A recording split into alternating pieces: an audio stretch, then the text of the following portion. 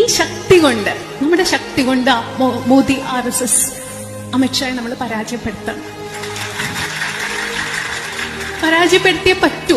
അതിന് നമുക്ക് പറ്റണം. നമ്മുടെ നാട്ടിലെ അമ്മമാര്, ഞാൻ സാരി ഉടുക്കുന്നു, പർദ്ദ ഇടുന്നു, അവര് ഞാൻ തമ്മിലുള്ള വ്യത്യാസം എന്താണ്? പലരും പല വേഷം ധരിക്കുന്നു, അവര് തമ്മിലുള്ള വ്യത്യാസം എന്താണ്? മതം മനുഷ്യനെ വിഭജിക്കുന്ന ഒന്നാവരുത് ഒരിക്കലും. ഒരു മതത്തിന്റെയും ഭാഗമായിട്ടല്ല ഞാൻ സംസാരിക്കുന്നത്. ഞാൻ മനുഷ്യ സ്ത്രീ ആയിട്ടാണ്, ഇന്ത്യക്കാരിയായിട്ടാണ് സംസാരിക്കുന്നത്.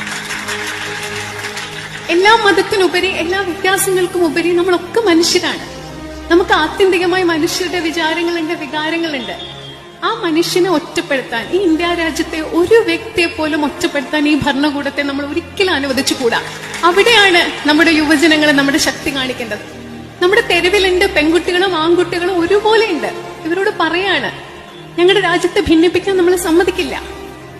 അത് എല്ലാവരുടെയും മനസ്സിലുണ്ടാവണം.